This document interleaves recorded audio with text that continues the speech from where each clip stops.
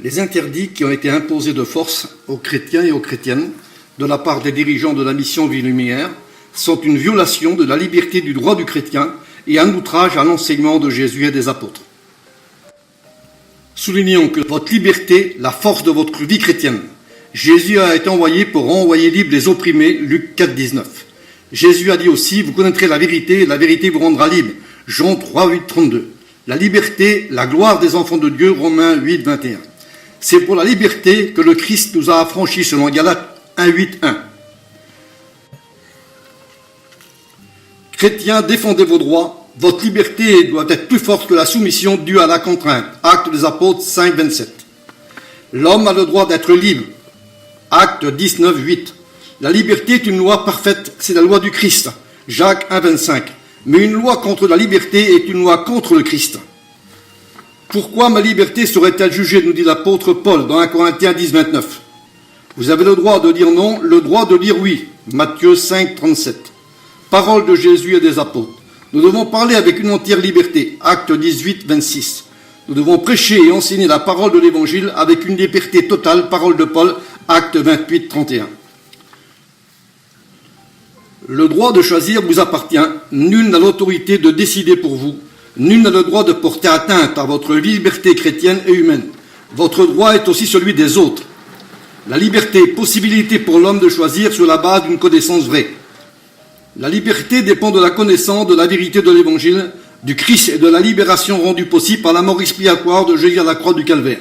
Elle nous libère de toute forme d'esclavage et d'asservissement et d'harcèlement. L'homme est alors libre, réellement libre. Là où est l'Esprit du Seigneur, là est la liberté, nous dit 2 Corinthiens 3, 17. La liberté chrétienne bafouée et assassinée. Message biblique de prévention et d'avertissement écrit et adressé aux pasteurs et aux familles chrétiennes de la part de Ramucho Lagraine.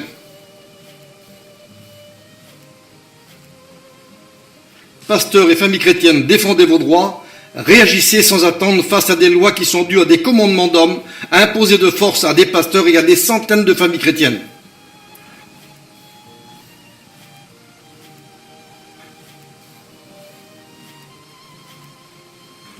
Vous devez savoir que les commandements d'hommes sont contre la volonté de Dieu. Au temps de Paul, il y avait des séducteurs et de vains discoureurs, auxquels il fallait faire fermer la bouche, car ils bouleversaient des familles entières, enseignant pour un gain honteux ce que l'on ne doit pas enseigner. Dans Tite 1,13, Paul nous dit, c'est pourquoi reprenez sévèrement, afin qu'ils aient une foi saine, et qu'ils ne s'attachent pas à des commandements d'hommes et se détournent de la vérité. Depuis les années 98, un régime totalitaire et arbitraire s'est mis en place dans la mission Vie Lumière. Aujourd'hui, des pasteurs et des familles chrétiennes mal affermies dans les Écritures sont victimes de ces lois et de ces interdits qui vont à l'encontre de l'Écriture sainte. Ceux qui vont à l'encontre de ces interdits imposés par Vie Lumière sont sanctionnés ou punis ou exclus de la mission Vie Lumière. Ces lois et ces interdits sont mis en évidence dans ce message. Chaque pasteur et chrétien pourra constater par le moyen des chapitres et versets qui vont être cités que ces lois et ces interdits qui portent préjudice à la liberté chrétienne, à Dieu et à Jésus, sont totalement contraires à l'enseignement de Jésus et des apôtres. Je précise aussi que ces lois et ces interdits n'ont jamais été pratiqués par Jésus et les apôtres dans le Nouveau Testament. Cela est évident puisque ces lois et ces interdits vont à l'encontre des règles fondamentales de l'Écriture sainte. La liberté chrétienne est donc bafouée et assassinée. Ces lois et ces commandements d'hommes ont déjà touché des centaines de pasteurs et de familles chrétiennes. Les conséquences de ces décisions anti-bibliques ont provoqué toutes sortes de dérives sectaires, à un tel point que les familles chrétiennes n'ont plus le droit de prier ensemble, ni prendre le repas du Seigneur, la Sainte Seine. Soulignons que l'évangile qui a été prêché par Jésus et les apôtres n'a pas été prêché pour radicaliser tous ceux qui ont répondu au message de l'évangile, mais il fut prêché pour les rendre libres, dépendants du Christ et de sa bonne parole. Le message de la grâce qui a été offert à tous les hommes est gratuit et se reçoit par la foi. Tous ceux qui ont écouté ce message de liberté et qui ont répondu par la foi n'ont jamais été contraints de le faire. Dieu laisse les hommes libres de choisir entre le salut et la perdition, entre le bien et le mal. Mais la dictature dont je parle ne laisse pas le choix aux pasteurs et aux chrétiens. Elle leur impose des lois et des conditions, et si ces conditions ne sont pas respectées, il s'ensuit des sanctions et des exclusions. Les conséquences de ces commandements d'hommes dans l'Église Il faut souligner que lorsqu'un chrétien se laisse séduire par des discours ou une doctrine non biblique imposée par une hiérarchie religieuse, ce chrétien devient une victime, un robot manipulé par des mains humaines. Lorsqu'un chrétien est soumis à une hiérarchie totalitaire, il devient un chrétien radicalisé. Il n'est plus le maître de lui-même. Il n'est pas étonnant que Paul a dû avertir les chrétiens de Thessalonique en disant aux chrétiens qui avaient été troublés par des enseignements faussés que personne ne vous séduise. Les mêmes avertissements avaient été prononcés par Jésus à ses disciples. Concernant son retour, Jésus leur a dit « Prenez garde que personne ne vous séduise ». Matthieu 24. Notons que la séduction ne vient pas de Dieu, mais elle est provoquée par le diable. À l'exemple d'Adam et Ève nous le prouve. Adam n'a pas été séduite, mais la femme séduite s'est rendue coupable de transgression selon 1 Timothée 2, 14. Ensuite, elle en donna à son mari, et Adam devint aussi coupable de transgression. Un chrétien peut être séduit par une fausse doctrine, par un chef religieux, par un gouvernement religieux dans lequel il y a un chef qui gouverne tout le monde. Or, la Bible nous enseigne que dans l'Église, il n'y a pas de chef. Seul Jésus est le chef suprême de l'Église, dont nous sommes tous frères. Éphésiens 1, 22. Un chrétien peut être aussi séduit par des commandements d'hommes. À l'époque des apôtres, des avertissements avaient été donnés à ce sujet. Ces hommes-là devaient être pris sans ménagement, car ils bouleversaient des familles entières. Tite 1, 11. Au verset 13, Paul va donner son conseil à Tite. C'est pourquoi reprends-les sévèrement, afin qu'ils aient une foi saine et ne s'attachent pas à des commandements d'hommes pour les détourner de la vérité. Ces chrétiens avaient été troublés, séduits par des commandements d'hommes, devaient être repris sévèrement. 2 points importants sont à retenir dans ce chapitre. Ceux qui donnent des commandements d'hommes sont déjà détournés de la vérité. 2. Ces commandements d'hommes détournent les chrétiens de la vérité. Cela est très grave. Lorsque des commandements d'hommes sont donnés à des chrétiens, acceptés par des pasteurs faisant partie d'un mouvement évangélique, cela prouve que ce mouvement est devenu sectaire. Soulignons un point très important de la doctrine biblique. Nous savons, et cela grâce à l'enseignement de Jésus et des apôtres, que Jésus n'a jamais établi de hiérarchie dans son Église. C'est-à-dire que dans l'Église, il n'y a pas de surintendant, ni de chef, ni de président, ni de directeur, car un seul doit être à la fois le chef, le directeur, et le premier de tous, c'est le Seigneur Jésus-Christ. Ces lois et ces interdits que sont imposés de force aux chrétiens et aux pasteurs sont dus à un esprit d'aveuglement, à une doctrine d'erreur derrière lequel il y a le diable. Tous ceux qui veulent à tout prix commander, diriger, régner comme des chefs sont animés d'un esprit de vanité et d'orgueil derrière lequel il y a le diable. Ces hommes imposent à leurs adeptes une rupture totale avec tous ceux qui ne se soumettent pas à ces lois. Note importante sur les régimes totalitaires. Ces régimes totalitaires qui vont à l'encontre de la liberté chrétienne et humaine et de la démocratie, de la liberté d'expression, du dialogue peuvent se trouver un peu partout. Ils peuvent être présents dans la politique, comme cela a déjà existé dans bien des pays du monde. Il suffit de penser au régime d'Hitler, de Mao Zedong, de Pol Pot, de Saddam Hussein et bien d'autres encore. Dans ces pays gouvernés par des dictateurs, dans ces régimes totalitaires, des centaines d'innocents ont souffert et ont perdu la vie. Il est bien évident que ces lois et ces interdits mis sur les pasteurs et les chrétiens n'ont pas causé de mort physique, mais elles ont provoqué une mort spirituelle pour tous ceux qui acceptent d'y obéir. Malheureusement, ces régimes peuvent aussi se trouver dans des milieux chrétiens, comme cela a déjà existé dans le catholicisme. Du passé, les chrétiens n'avaient pas le droit de lire la Bible, ni de la traduire en d'autres langues. Les chrétiens doivent avant tout obéir au Christ.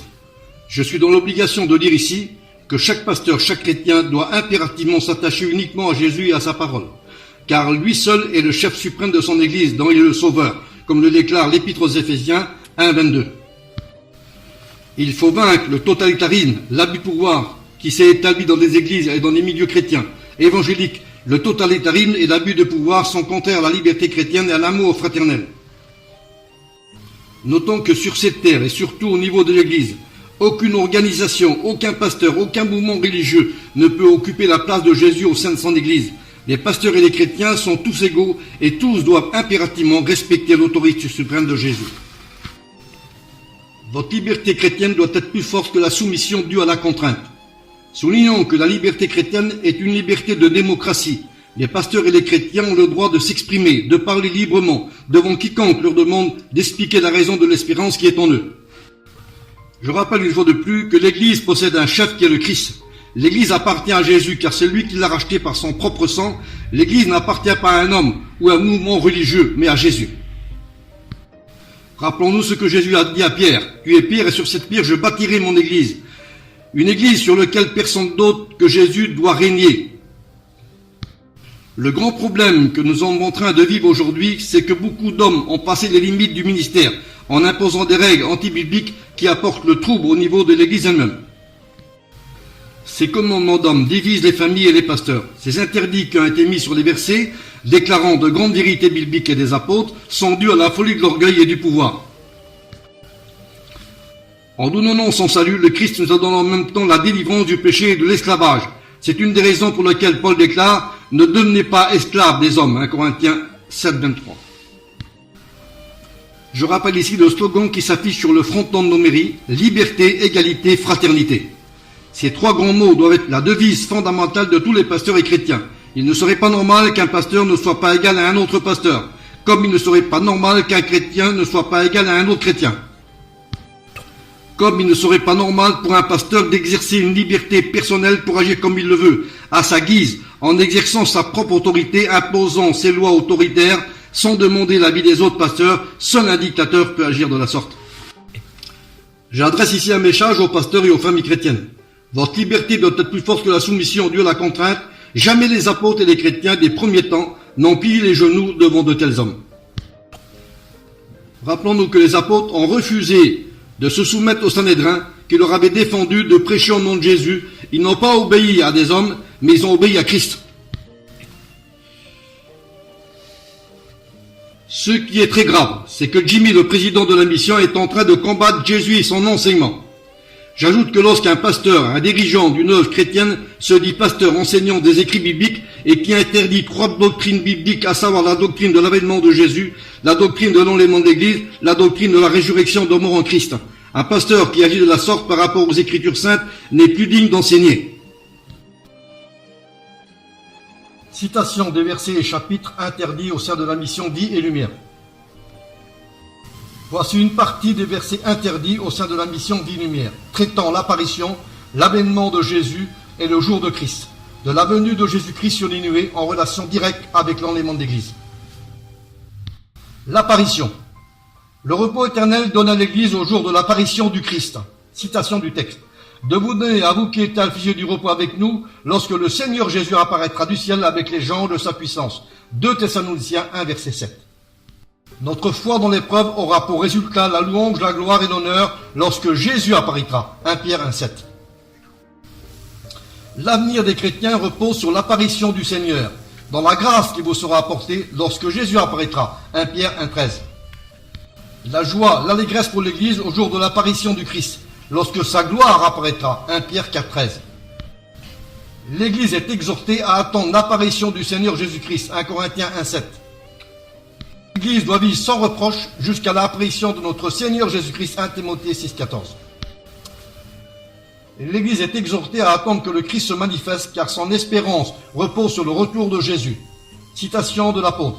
En attendant la bienheureuse espérance de l'apparition de la gloire de notre Seigneur Jésus-Christ, notre Sauveur. Tite 2, 13. L'Église apparaîtra avec le Christ lorsqu'il descendra du ciel. Quand Christ, votre vie, paraîtra, alors vous paraîtrez avec lui dans la gloire. Colossiens 3, 4.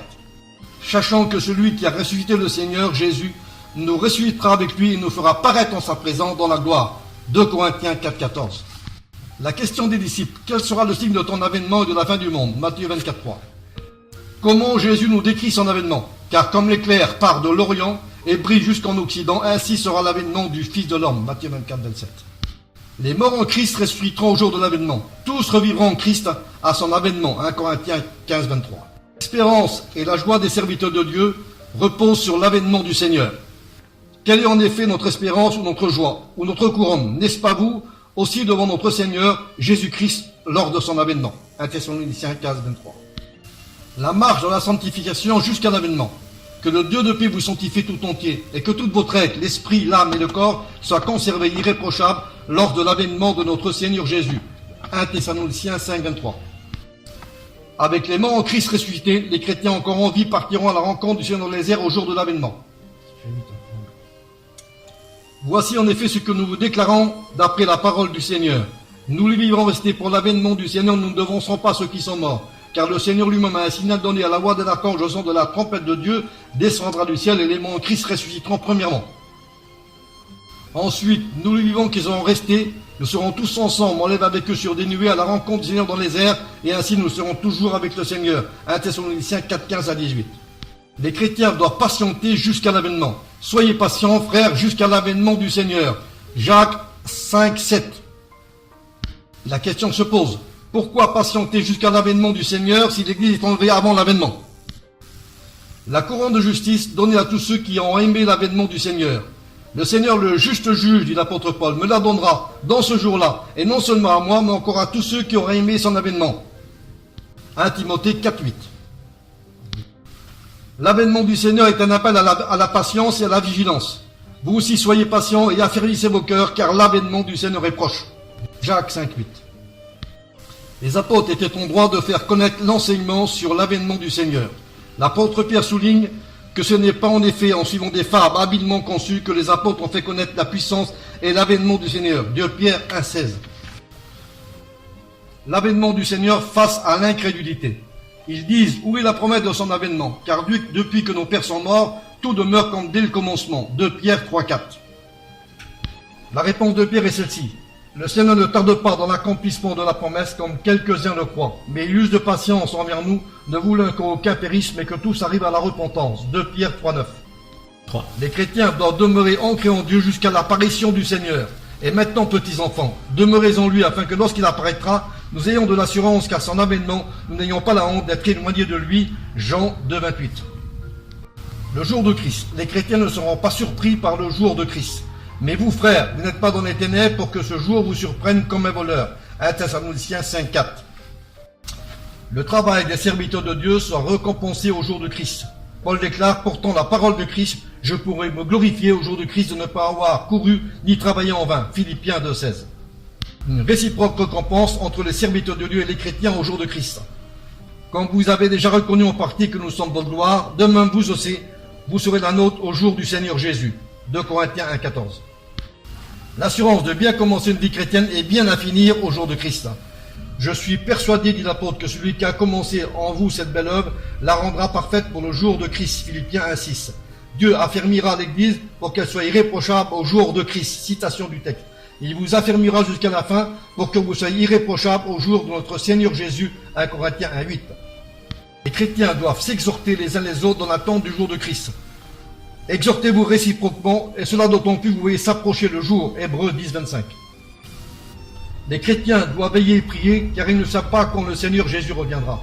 Veillez donc, puisque vous ne savez ni le jour que votre Seigneur viendra. Matthieu 42. Prenez garde que ce jour revienne sur vous à l'improviste, car il viendra comme un filet sur tous ceux qui habitent sur la surface de la terre. Luc 21, 34.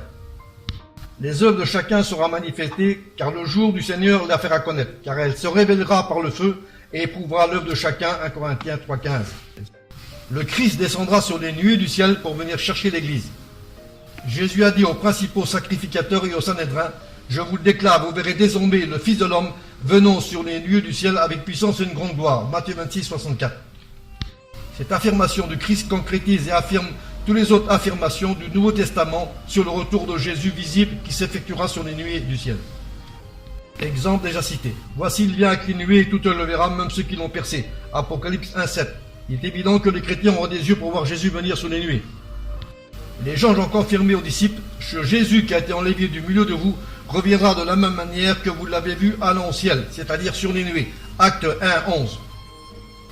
La vision de Daniel sur le retour de Jésus confirme les déclarations de Jésus et des apôtres. Je regardais pendant ma vision nocturne et voici sur les nuées des cieux arrivera quelqu'un semblable à un fils d'homme. Daniel 7, 13. Jésus confirme la vision de Daniel sur son retour. Alors le signe du Fils de l'homme paraîtra dans le ciel. Et toutes les tribus de la terre se lamenteront, et elles verront le Fils de l'homme venant sur les nuées du ciel avec puissance et une grande gloire. Matthieu 24, 30. C'est à partir de ce moment tant attendu que l'Église ira également rejoindre son Seigneur sur les nuées. Nous serons tous ensemble enlevés avec eux sur des nuées, avec les morts ressuscités, pour rencontrer le Seigneur dans les airs. 1 Thessaloniciens 4, 17. La question se pose, pourquoi enregistrer un message sur la liberté chrétienne? La réponse à cette question sera sans équivoque et elle sera claire, entièrement biblique. Aujourd'hui, la liberté chrétienne que le Christ nous a acquise par sa mort et sa résurrection est remise en cause à cause des hommes religieux qui se permettent d'interdire à des pasteurs et à des chrétiens des droits légaux, spirituels et fraternels. Des centaines de pasteurs et chrétiens n'ont plus accès à ces droits qui pourtant nous sont donnés par Jésus. Des pasteurs et des chrétiens sont touchés par ces interdits antibibliques. Soulignons que la liberté chrétienne doit être vécue à tout prix au niveau des chrétiens eux-mêmes. Aucun membre de l'Église n'a reçu de pouvoir et de droit de mettre des entraves à cette liberté. Devant Dieu, tous les chrétiens sont égaux et aucun d'entre eux ne peut prétendre être supérieur à un autre chrétien, tous ont les mêmes droits. Ce miracle de la liberté qui nous a été acquise par Jésus a fait de tous les chrétiens des frères et sœurs dans le Seigneur. On appelle cela la famille de Dieu. Et Dieu est le Père de tous les croyants faisant partie de l'Église de Jésus-Christ. C'est la raison pour laquelle on les appelle les enfants de Dieu. Matthieu 3,9, Jean 20, Éphésiens 3,15. Soulignons que les enfants de Dieu ont un seul Père et un seul Seigneur, le Christ, qui est le maître et le chef absolu de l'Église qui est son corps. Lui seul a le droit, l'autorité spirituelle de conduire son Église dans les voies droites de son Père. Éphésiens 1,12. Et lui seul a le droit d'exercer une discipline à l'égard des chrétiens désobéissants. De ce fait biblique et fondamental pour l'Église, aucun pasteur, aucune hiérarchie ne peut être le chef de l'Église du Seigneur. Aujourd'hui, cette autorité spirituelle et fraternelle venant de Dieu le Père et de Jésus son Fils a été remplacée par des hommes autoritaires, aveuglés par la soif du pouvoir, exerçant une dictature sans pareil sur les pasteurs et sur les chrétiens. Les droits qui ont été établis par Jésus et les apôtres dans le Nouveau Testament ne peuvent plus être vécus par des centaines de pasteurs et de familles chrétiennes, comme vous pourrez le constater dans la suite de cette étude.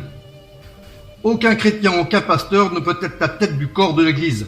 Seul le Christ en a le droit pleinement. Christ est la tête du corps de l'Église qui est son corps. De ce fait important et entièrement biblique, personne d'autre que le Christ ne peut prétendre être la tête de l'Église. Soulignons que c'est notre tête qui dirige notre corps, en tant qu'être humain. Et c'est la tête qui décide de faire travailler notre main gauche et notre main droite. C'est notre cerveau qui décide d'aller à gauche ou à droite. Il en est de même pour notre Seigneur Jésus. C'est lui la tête spirituelle de son corps, c'est à lui de la diriger. Notons qu'au niveau des ministères reçus par Jésus, aucun de ceux qui ont reçu un des ministères parmi les 5 cités en Éphésiens 4, aucun d'entre eux n'a été le chef. C'est la tête qui doit diriger les pasteurs. Aucun ministère ne peut être au-dessus des autres ministères, mais les 5 ministères sont à égalité devant Dieu. Ce message qui vous est adressé est un message d'avertissement et de prévention. Ce message que j'adresse aux pasteurs et à tous les chrétiens a déjà été adressé par Jésus et les apôtres dans le Nouveau Testament. Le but de ce message du Nouveau Testament a été de prévenir l'Église des dangers du sectarisme et de la dictature. À l'époque, a été déjà exercée par des hommes qui n'avaient plus l'Esprit de Dieu. Souvenons-nous que les chefs religieux du temps de Jésus ont empêché les apôtres de prêcher l'Évangile dans Jérusalem. Mais que Dieu soit béni, car même les menaces du Sanhédrin n'ont pas eu le pouvoir d'empêcher l'Évangile d'être propagé. Cette étude biblique a pour but de démontrer aux pasteurs et aux chrétiens que tous ceux qui portent préjudice à la liberté chrétienne sont coupables d'un grand délit devant Dieu. Je souligne que l'Église n'a pas besoin de chefs religieux. L'Église a tout simplement besoin d'être dirigée, conduite par le divin berger qui est le Christ, car c'est lui qui prend soin de ses brebis. Rappelons-nous une grande vérité biblique. Les chefs religieux du temps de Jésus n'ont pas voulu qu'il règne sur eux. Mais ses citoyens le haïssèrent, ils envoyèrent une ambassade contre lui pour lui dire « Nous ne voulons pas qu'il règne sur nous ». Luc 19, 14. Les scribes et les pharisiens voulaient absolument régner sur Jérusalem et le peuple. Et c'est à cause de leur rang qu'ils ont combattu Jésus et ses disciples, qui eux proclamaient un message de liberté, d'égalité, de fraternité, car tel était le programme divin que Jésus leur avait proposé. C'est une des raisons pour lesquelles ils l'ont détesté, car l'esprit des pharisiens et des scribes était de tout contrôler et de tout diriger, car ils étaient les grands dirigeants de Jérusalem et du peuple. Frères et sœurs, il faut se méfier des chefs religieux. C'est à cause de cette position élevée qu'ils ont méprisé le vrai chef qui est le Christ. Comme Diotrephe qui était le premier dans l'Église, comme nous le précise l'apôtre Jean au chapitre 3 de son épître. Il nous est dit que Diotrephe n'a pas reçu l'apôtre Jean qui était cependant un témoin oculaire de la vie de Jésus et de son ministère. Le verset 10 nous démontre quelle fut la réaction de l'apôtre Jean à l'égard de Diotrephe. C'est pourquoi, dit-il, si je vais, je rappellerai les actes qu'il commet. En tenant contre nous des méchants propos, n'en content de cela, il ne reçoit pas les frères. Et ceux qui voudraient le faire, il les empêche et les charge de l'Église. C'est exactement ce qui se passe dans la mission Vie et Lumière. Le verset nous dit qu'en agissant de la sorte, Diotrephe faisait le mal. Et celui qui fait le mal n'a pas de Dieu, nous dit l'apôtre Jean. Aujourd'hui encore, des hommes ayant le même esprit de Diotrephe exercent la même dictature, la même autorité charnelle, Des centaines de pasteurs et chrétiens sont sous l'influence des hommes qui se disent être des hommes de Dieu, mais qui font tout le contraire à ce que Dieu dit en imposant leurs propres directives et leurs propres lois de force. Nous avons dit plus haut que parmi les chrétiens, tous sont égaux, comme c'est le cas aussi parmi ceux qui ont reçu un des 5 ministères d'Éphésiens 4.11. C'est ce que Paul nous dit dans 1 Colossiens 3.5. Qu'est-ce que donc Apollos? Qu'est-ce que Paul? Des serviteurs de Dieu par le moyen duquel vous avez cru, selon le Seigneur. L'a donné à chacun. J'ai planté, Apollos a arrosé. Mais Dieu a fait croître, en sorte que ce n'est pas celui qui arrose ou qui plante qui est quelque chose, mais c'est Dieu qui fait croître. Amen. J'adresse un petit message aux chrétiens et aux pasteurs pour leur rappeler que nous ne devons pas dépasser les bornes anciennes. Ne dépassons pas les limites, restons à notre place en respectant tous ceux qui ont reçu un des 5 ministères de Christ, considérant avec grand respect celui qui a bâti son Église, le Christ, l'unique chef de l'Église. Si le Christ demeure la tête de l'Église, il ne pourra jamais y avoir de séparation, de division de l'Église, comme nous l'apprend 1 Corinthiens 12. Je vous conseille de lire ce chapitre avec une grande intention. Pasteurs et chrétiens, foyers chrétiens, face à des commandements d'hommes et à des interdictions qui vous sont imposées, prenez position pour Jésus, votre sauveur et maître. Restez libres et dépendants du Christ et à sa parole. Christ n'a pas fait de vous des esclaves, mais il a fait de vous des hommes libres et des femmes libres. Vous devez savoir que vous qui lisez ce message d'avertissement et de prévention, que la Bible donne de nombreuses précisions à cette question, comme par exemple 1 Corinthiens 5.3, où l'apôtre nous rappelle que nous avons été rachetés à un grand prix. À cause de ce rachat important, il ne donnez pas esclaves des hommes. Posons-nous la question, que reste-t-il de notre vie chrétienne et de la liberté que Christ nous a acquise par son propre sang? Si les chrétiens n'ont plus le droit de vivre une vie chrétienne normale, biblique et spirituelle, que reste-t-il de la vie chrétienne? Si les chrétiens n'ont plus le droit de participer ensemble au repas du Seigneur, la Sainte Seine. Même les proches de ma famille, cousins germains, neveux, nièces, et des dizaines de cousins prédicateurs que j'ai enseignés et amenés à l'Évangile, n'ont plus le droit d'assister à nos réunions, ni prendre la Sainte Seine avec nous. Je vous pose la question, frères et sœurs, Jésus est-il d'accord avec de telles lois? Il y a quelque temps en arrière, j'ai téléphoné à plusieurs reprises au secrétaire de la mission Vie Lumière pour lui dire qu'il n'avait pas le droit d'interdire la Sainte Seine aux chrétiens. Et il m'a répondu que même ma propre femme n'avait pas le droit d'y participer, ni aux réunions organisées par les dirigeants de Vie Lumière. Et il m'a dit aussi que cette décision avait été prise avec l'accord du président Jimmy et tout le conseil de direction. Il m'a dit aussi que leur loi à eux était comme la loi des Mèdes et des Perses, qu'elle était immuable, c'est-à-dire inchangeable. Balo Ferré a prêché un message intitulé « Les faux bergers ». Bien entendu, c'était un faux message anti-biblique. Ce message a été prêché à notre rencontre. Avec l'accord de Jimmy, ce message disait au peuple qui était présent sous le chapiteau que nous étions comme de la boue, tombés dans des caniveaux et que nous étions des faux bergers. Et qu'il fallait nous faire la guerre. Depuis ce temps, nous avons subi des dizaines d'attaques, même de la part des proches de ma famille. Malgré tout, je n'ai aucune rancune contre ces personnes, que Dieu m'en garde et que Dieu les bénisse. Je précise que ce message de Balo a été enregistré par cassette et encore en ma possession. Il y a environ 1 an de cela, un frère du conseil de direction et enseignant de la mission a prêché un message semblable à celui de Balo. Ce message a été prêché à Toulouse, sous un chapiteau. Ce frère a dit à tous les chrétiens que moi, Ramoucho Lagrené, j'enseignais des fausses doctrines. Plusieurs chrétiens ont sorti du chapiteau, désapprouvant son attitude à mon égard, vu mon absence. Des frères qui étaient sur place et qui m'estiment beaucoup m'ont téléphoné pour me le dire. J'ai téléphoné par la suite à ce frère pour lui faire une remarque, que ce n'était pas bien de parler d'un frère de la sorte, à mon égard, en m'accusant d'enseigner des fausses doctrines. Et il m'a répondu que ce n'était pas vrai, et qu'il n'a pas tenu de pareils propos. Je lui ai envoyé une lettre, lui demandant de venir me trouver, ou de répondre à ma lettre.